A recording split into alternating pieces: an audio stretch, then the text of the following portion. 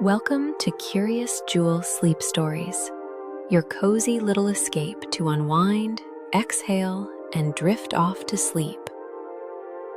Find a comfortable spot, get your blankets just right, and let tonight's story carry you somewhere calm, someplace beautiful, one gentle detail at a time. Before we begin, a quick note. Please do not listen while driving or doing anything that requires you to stay alert. These stories are designed to help you relax and fall asleep.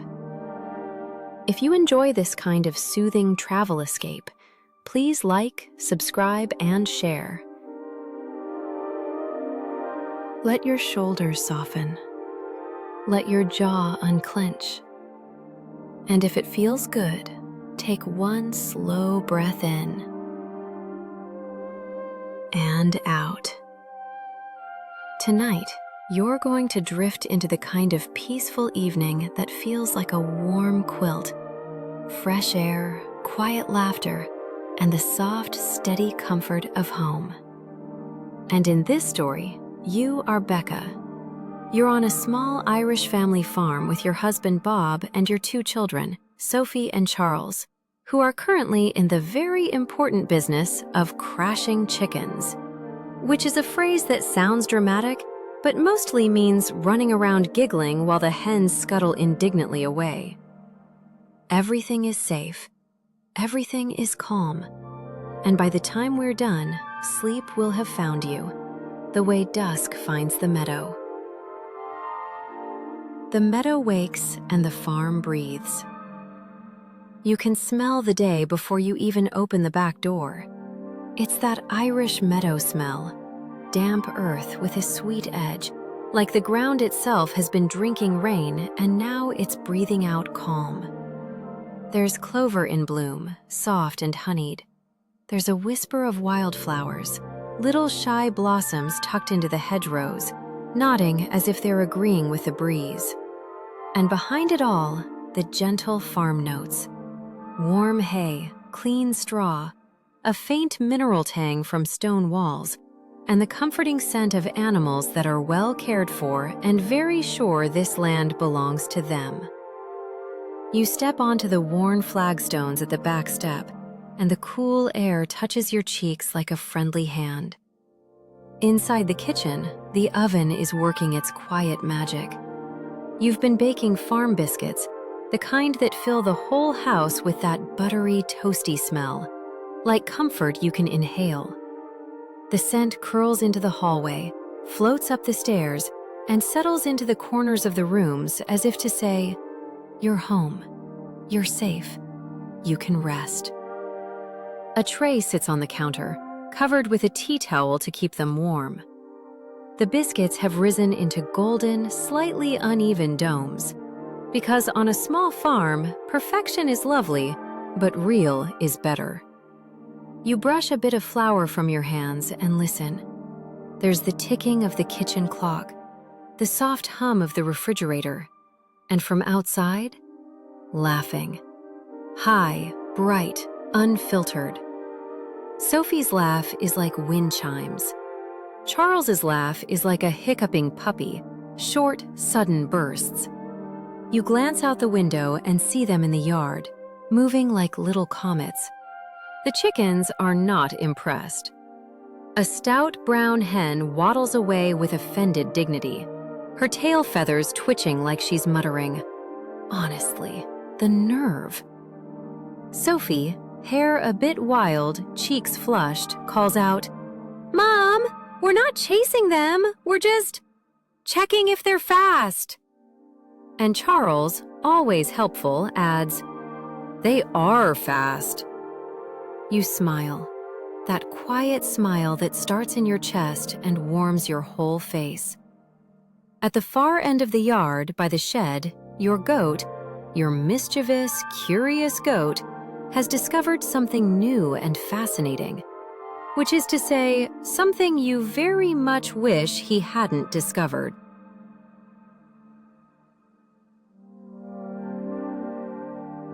You already know that posture. The goat has that "I've done nothing wrong" angle to his head.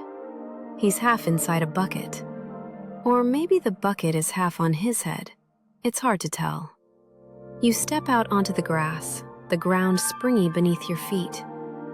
The air tastes clean, like it's been filtered through green. "Oi!" you call softly, more amused than stern. "What have you got there?" The goat freezes, like a child caught with jam on their face. He gives a tiny shake. The bucket clunks. And then, because goats are born comedians, he takes a careful step as if he might simply walk away and the bucket will stop existing. "Bob," you call toward the barn. "Your son has a bucket on his head again." From somewhere near the barn comes Bob's voice, warm and easy. "He takes after me, so..." You hear footsteps. Bob appears, sleeves rolled up, hair slightly rumpled the way it always gets when he's been working. He looks like the sort of man who belongs to fields and sky, grounded, steady, kind. He comes up beside you and takes in the scene. 2 children delighted, a few hens scandalized, and 1 goat conducting a 1-goat protest against sensible farm management. Bob shakes his head with theatrical disappointment. "Ah, look at him, bold as brass." The goat chooses that moment to jerk his head again. The bucket slides off, clattering to the grass. The goat blinks, perfectly innocent. Sophie claps. Charles laughs so hard he bends over. You and Bob share a look that says, "This is our life. This is our lovely, ridiculous life." You herd everyone inside for a snack before the evening cools too much. The kitchen is the heart of the house. The air is warm, the light is soft. You lift the tea towel and the steam rises, gentle, buttery, comforting. Sophie leans in, eyes closing. "It smells like hugs." Charles, practical as ever, says, "It smells like I'm starving." You set out plates, a jar of jam, and a bit of butter that softens the moment it touches the warm biscuit. Bob pours milk for the kids and sets a kettle on for tea. The sound of the kettle filling is like a small river beginning. The biscuits crumble slightly when you split them open, tender inside, the kind that seems to sigh. Sophie gets jam on her nose. Charles gets jam everywhere else. You wipe their hands with a damp cloth, and they squirm and giggle because being cleaned is apparently an outrageous inconvenience. Outside, the farm settles into evening routines. A distant cow lowing, a soft rustle of wind through hedges. Somewhere, a bird calls once, twice, then quiet.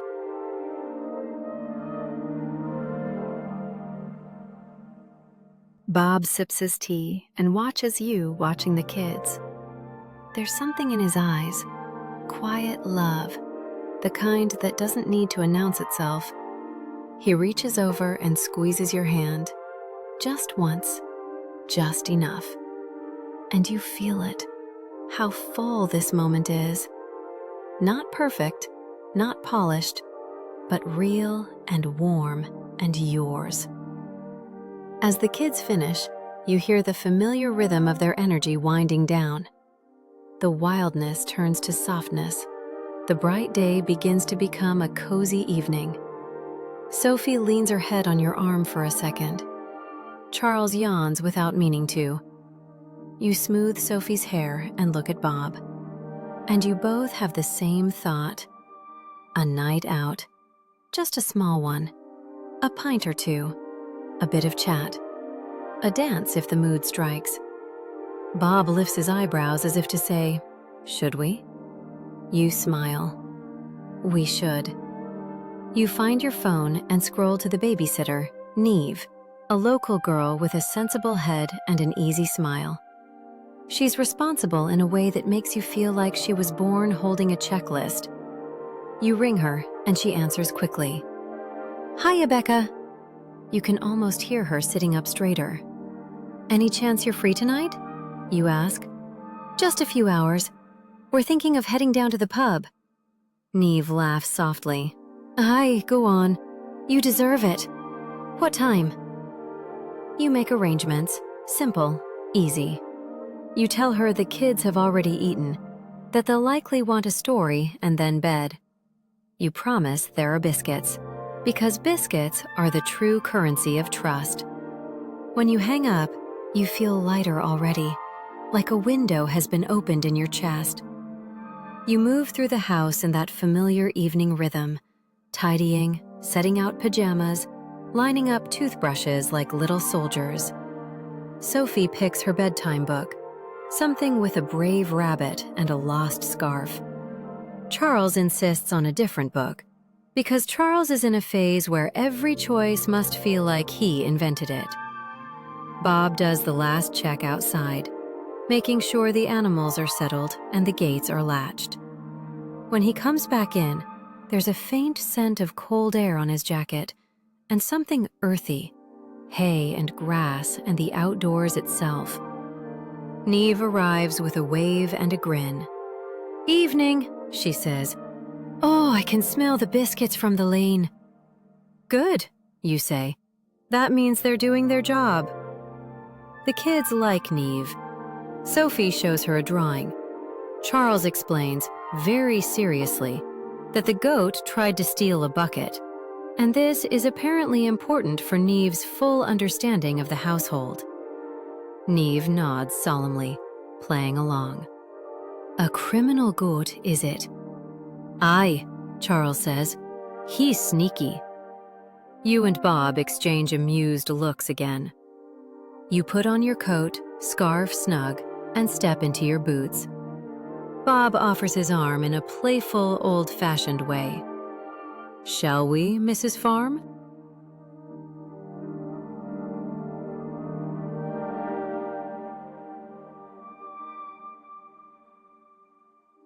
You tuck your hand into the crook of his elbow. "We shall, Mr. Farm." And you both laugh. Quiet, so you don't rile up the kids again. As you leave, the farmhouse glows behind you, warm windows against the darkening world, like a lantern. The drive is short, a gentle glide through narrow lanes. Hedgerows rise on either side, stitched with winter bare branches and evergreen hints. The air smells of damp stone and grass, and the faint sweetness of peat smoke from chimneys in the distance. You pass fields that look like velvet, dark green under the evening sky. Sheep shapes dot the hills like little clouds that have decided to rest on earth. Bob hums under his breath as he drives, something half tune, half contentment. The village lights appear ahead, soft and scattered. And then there it is, the pub, warm and inviting, windows fogged with laughter. You step out into the cold and feel it nip your cheeks. You take Bob's hand. His fingers are warm, steady. As you approach the door, you hear it. Muffled voices, a burst of laughter, the faint thrum of music. When you open the door, warmth spills out like welcome. Inside, the air is thick with comfort.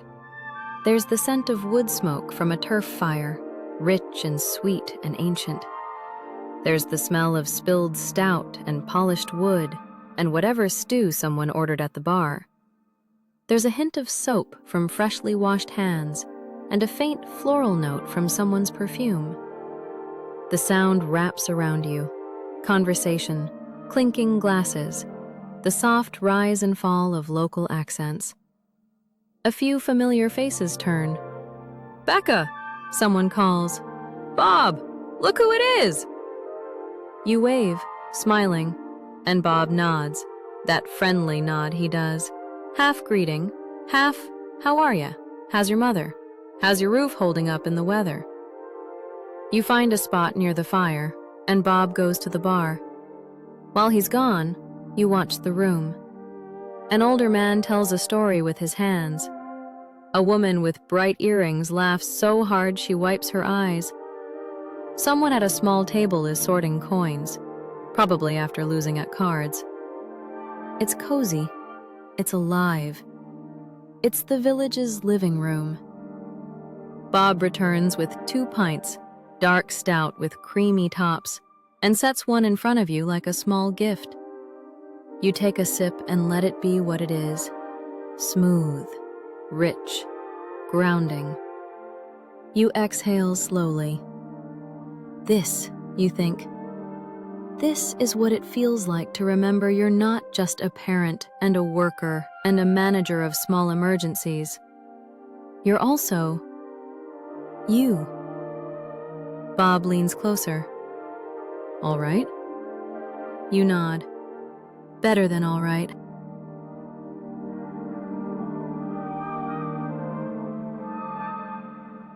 The locals drift over in gentle waves. Someone asks how the farm is doing. Someone asks about the hens. Someone asks if the goat is still a menace to society. You tell them yes, absolutely, and the goat is also currently out on bail. There's laughter. You chat about the market, how the prices are, what's selling, who's bringing what. Someone mentions a new stall with honey. Someone else says the honey is grand, but the fellow talks too much, and everyone groans affectionately because everyone knows the fellow. Bob tells a story about Charles declaring himself Chief Chicken Officer. People laugh and shake their heads like they've been waiting for the next generation's nonsense.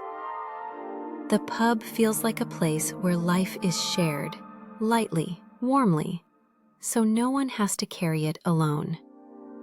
The fire pops, the music shifts into something a little more lively, and then you notice it. Tony.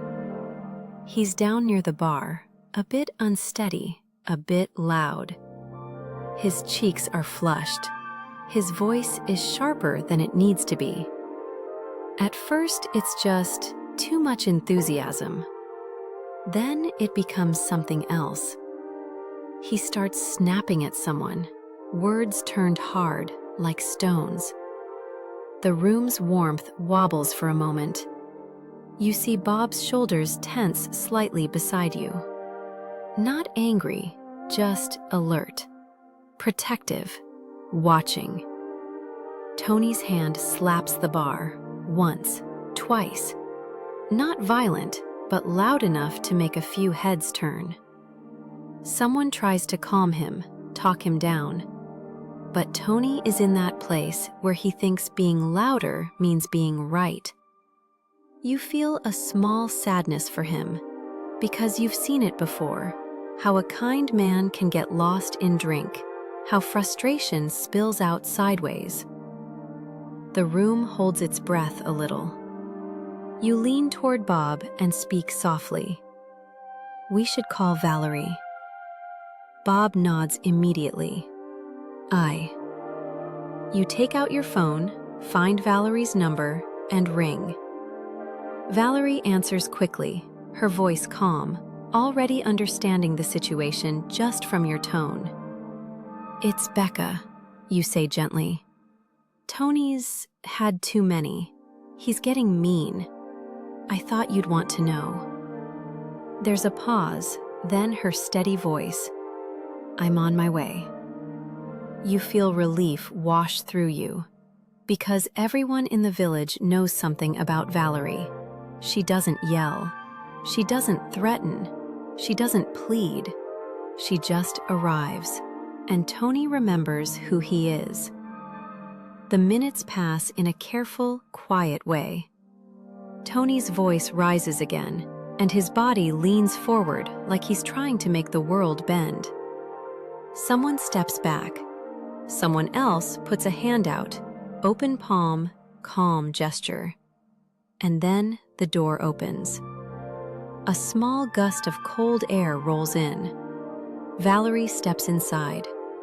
She's not in a rush, but she's not slow either. She walks like someone who has already decided what's going to happen next. She takes in the room with one glance. Then she looks at Tony. Just looks. And it's remarkable how a single look can be a whole language. Tony freezes mid-sentence. His shoulders drop as if someone has gently unhooked tension from his bones. His mouth closes. The anger drains from his face like water leaving a basin. He blinks, once, twice, and suddenly he looks less like a storm and more like a tired man who got lost. Valerie walks up to him, says something you can't hear, soft, close. Tony's eyes shift. His expression changes, melting into shame and love and gratitude all at once. He reaches for her hand like he's remembering what matters. Valerie doesn't make a scene. She simply nods, takes his arm, and guides him toward the door. The room exhales. Someone murmurs, "There she is." Someone else says, "Bless her." And the pub's warmth returns, slowly, naturally, like a fire catching again. You feel your shoulders loosen. Bob rubs your back once, gentle and reassuring. "All sorted," he says. "All sorted," you echo. The music shifts again, something lilting now, something that makes your feet remember they exist. A few people clap to the beat. Someone laughs and pulls a partner up. Bob watches the movement, then looks at you with a glint in his eye. And in that moment, you feel it. The part of you that's still a woman with dreams and lightness, not just responsibilities. Bob stands and offers his hand. And he says it, soft and warm, like a secret meant only for you. "Come on then. My handsome fella has asked you to dance." You laugh, surprised and delighted. "That's not how that phrase works." He grins. "It works how I say it works." You take his hand. His palm is warm, familiar, a steady promise. He leads you to a small open space where other couples sway and step. There's no performance here, no pressure, just people moving together, letting the music hold them up for a little while. Bob's hand rests at your waist. Your hand rests on his shoulder. You begin to sway. And as you move, you notice the simple joys, the way the floorboards feel under your shoes, the way the firelight flickers across Bob's face, the way the music seems to smooth the edges of the world. You're not thinking about tomorrow's tasks. You're not thinking about lists. You're just here. You and Bob, moving gently, breathing in rhythm, smiling at each other like you still can't quite believe you found your way to this life. For a while, the music carries you.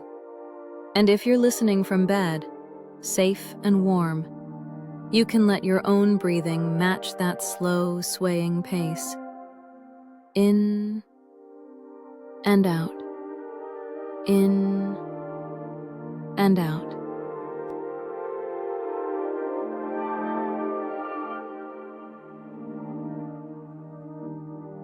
Eventually, the night softens. People drift back to their seats, voices lower. Laughter becomes quieter, more drowsy. You finish your pint slowly, savoring the last sip. Bob chats with someone at the bar, something about the church picnic, who's bringing what, whether the weather will behave. Someone insists it won't. Someone else says it might, if you ask nicely. When it feels right, you both stand. Goodbyes are exchanged, warm, familiar. Outside, the cold air greets you again, crisp and clean. The sky is scattered with stars, sharp and bright like tiny nails holding up the night. You breathe in and smell the village at night. Smoke, stone, wet grass, distant sea salt if the wind is right. You drive home through dark lanes, headlights sliding over hedgerows and fields. Bob's hand finds yours in the middle, resting there as if it belongs. You let your eyes soften. Home is ahead. Sleep is waiting. The farmhouse appears, quiet, glowing. You step inside and immediately feel that gentle hush that only comes when children are asleep. Neve is on the sofa with a blanket over her knees, reading a book by the lamp. She looks up and smiles. "All good?" you whisper. She nods. "Perfect." Sophie wanted 2 stories, naturally. Charles wanted 1 story, but also 17 questions. I answered 12. The rest I promised he could ask you in the morning. You suppress a laugh. You pay her, thank her, and send her home with a bag of biscuits for the road, which she accepts like it's a sacred tradition. When the door closes behind her, the house feels even quieter. You and Bob stand for a moment, just listening. A soft creak from settling wood. A distant owl. The faint, steady breathing of the home itself. You peek in on Sophie, her hair splayed like a halo, one arm flung over her pillow.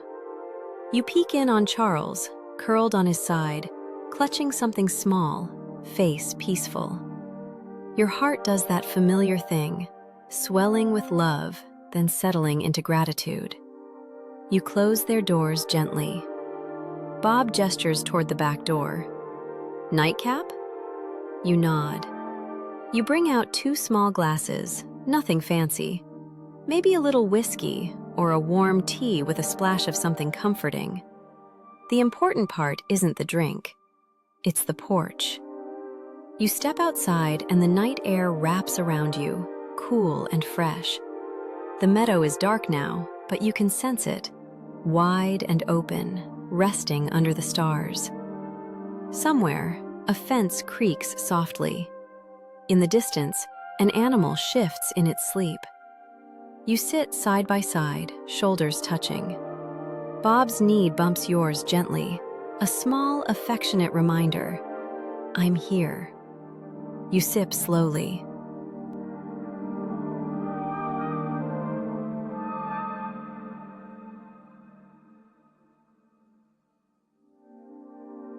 Bob lets out a content sigh. That was nice. You say. I'd forgotten what it feels like to be out and not have to carry everything.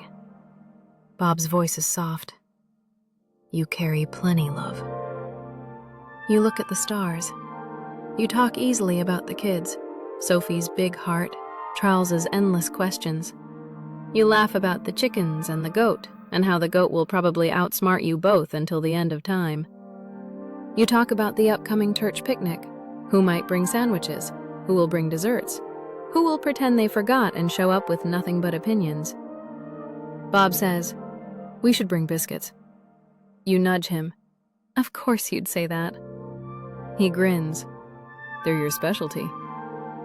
A comfortable silence arrives, the kind that doesn't need filling. You breathe in the night. The air tastes like clean grass and quiet. And then, a sound cuts gently through the dark. A fox. Not close enough to alarm you, just close enough to remind you that the night has its own life. The call is sharp, eerie, brief, like a question asked to the moon.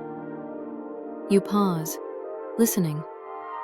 Bob tilts his head. Fox. You nod. Aye. The sound fades. The meadow settles again.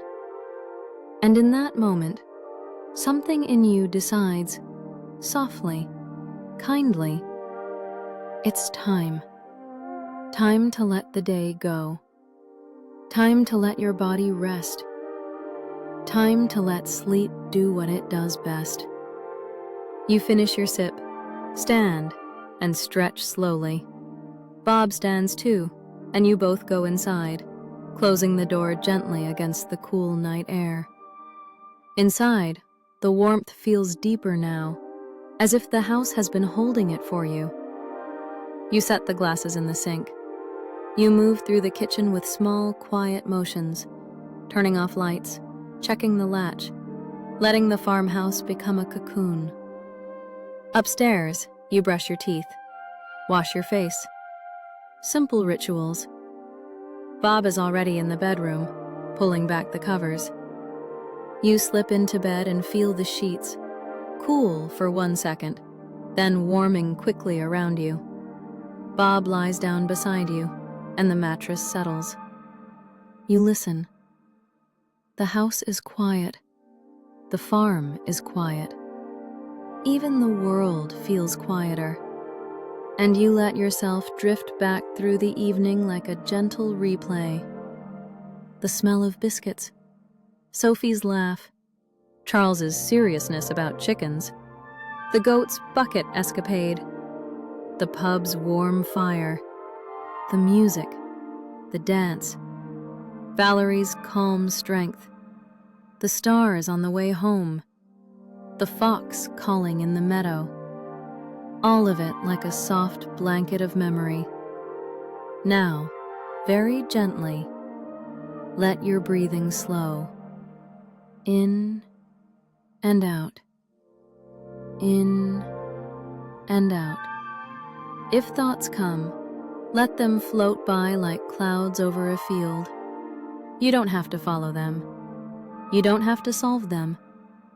Just rest. The meadow is sleeping. The farm is sleeping. And you can sleep too. You feel Bob's presence beside you. Steady. Safe. You feel the warmth of your bed. You hear nothing urgent. Only quiet. Only peace. And as you drift, the last thing you notice is how safe it feels to be held by home, by love, by night, and then sleep.